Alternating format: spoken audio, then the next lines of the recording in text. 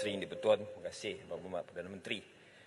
Pertama saya ucap tahniah kerana Dewan Rakyat hari ini membincangkan tentang seorang individu, iaitu Datuk Seri Sanusi Menteri Besar Kedah. Hebatlah. Yang pertama tadi Yang Amat Berhormat, ya, saya teruskan soalan Tan Sri Betul. Relax dulu sangat kawan-kawan. Tadi Yang Amat Berhormat Perdana Menteri dia sebut tidak pernah ada kenyataan sedemikian dibuat sebelum daripada ini. Saya nak merujuk satu kenyataan daripada Esko Kerajaan Negeri Kedah pada tahun 2017, Februari 8 2017, Datuk Muhammad Rawi Abdul Hamid daripada Parti Yang Berhormat Bagan Datuk ada menyebutkan Kedah akan berusaha mengambil semula Pulau Pinang. Dan itu disiarkan dalam media.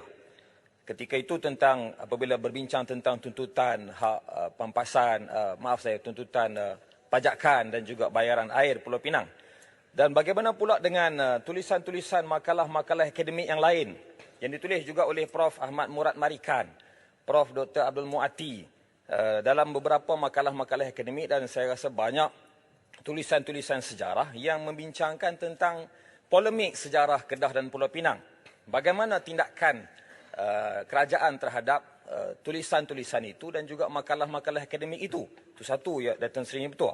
Yang kedua, saya percaya polemik isu sejarah Kedah Pulau Pinang ini berpunca daripada tuntutan bayaran pajakan tadi yang minta dinaikkan seperti yang disebut oleh Yang Amat Berhormat. Dan ada beberapa pucuk surat diutus kepada Kerajaan Negeri Pulau Pinang dan juga diutus oleh Yang Amat Berhormat Menteri Besar Kedah kepada Yang Amat Berhormat Perdana Menteri nak berbincang, nak menyuarakan usul-usul atau isu-isu berkaitan negeri Kedah. Mengapakah tidak ada satu pertemuan sampai hari ini? Dan yang terakhir, Tan Sri ini Betul, adakah kerajaan berhasrat dengan mengambil kira semua tulisan-tulisan akademik yang tidak ada pengaruh parti politik, mereka menulis atas fakta akademik yang betul, mengkaji tentang sejarah Kedah Pulau Pinang ini, ada pandangan-pandangan lain? Adakah kerajaan berhasrat untuk menoktahkan sejarah yang betul dengan mengambil kira semua pandangan sejarah tadi dan akhirnya keluar daripada polemik ini? Terima kasih, Tan Sri Betul. Silakan Perdana Menteri. Terima kasih. Saya nak jelaskan tadi sebelum jawab soalan Al-Ustaz tentang perjanjian 1869 6 Mei. Treaty Council General, Her Britannic Council General di Siam dengan Raja Siam. Kerajaan British perlu membayar 10,000 Spanish dollar kepada Sultan Kedah selagi mana pihak British terus menduduki Pulau Pinang dan Provinsi Wellesley. Jadi kita kena faham juga konteks itu. Saya saja nak jelaskan.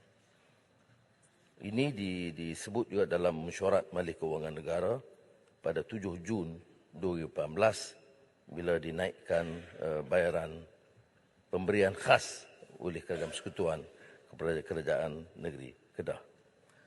Keduanya soal perlembagaan. Tidak dinafikan bahawa Pulau Pinang dan Seberang Perai adalah sebahagian daripada negeri Kedah. Tak ada dipertikai.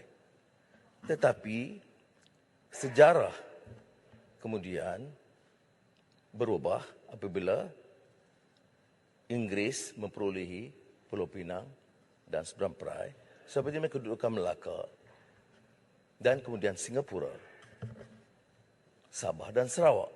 Jadi sejarah berubah. Sabah dan Sarawak milik Brunei, milik Sultan Sulu. Orang tidak perhatikan. Jadi kalau kenyataan sejarah itu, kita tidak perhatikan. Tapi untuk melanjutkan, hal ini diguna pakai, kalau nak bincang, itu sebelum kemerdekaan. Kita tidak boleh rungkai. Setelah merdeka, setelah diperkenan oleh Raja-Raja Melayu, kemudian rungkai berdasarkan tafsiran beberapa ahli sejarah. Jadi sebab itu Peguam Negara dalam nasihat dia agak jelas. Tidak boleh dirungkai, apatah lagi di kalangan orang-orang yang punya kedudukan dan bertanggungjawab. Kerana ini melanggar prinsip perlembagaan. Kalau cadangan Al-Ustaz nak buat kajian, saya tak ada masalah. Boleh buat kajian, boleh buat seminar, bincang. Tetapi ini tidak boleh. Dalam keadaan negara yang sudah merdeka dan berdaulat. terus dibahaskan kerana ada implikasi besar dengan negara-negara lain yang mungkin dia klaim. Apa kata kalau sekarang ini berdasarkan sikap yang melampau di beberapa tokoh, kerajaan Siam bawa balik beberapa perjanjian, Kedah, Perlis dan Siam.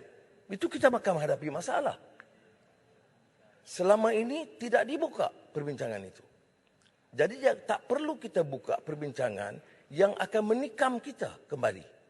Jadi itu pandangan saya. Tidak menghalang kalau kertas ke akademik. Kalau Allah Ta'ala kata ada kenyataan-kenyataan ahli parti daripada bahagian Datuk ini ada berunsur hasutan, boleh buat laporan polis, dan saya tidak menghalang apa-apa siasatan dan tindakan kepada sesiapa pun. Jadi jangan guna alasan kononnya ahli UMNO suarakan, maka sekarang kami boleh lebih lantang lagi. Ahli UMNO itu pun kita ambil tindakan, ahli PAS pun tak terlepas dari tindakan kalau melanggar prinsip perlembagaan.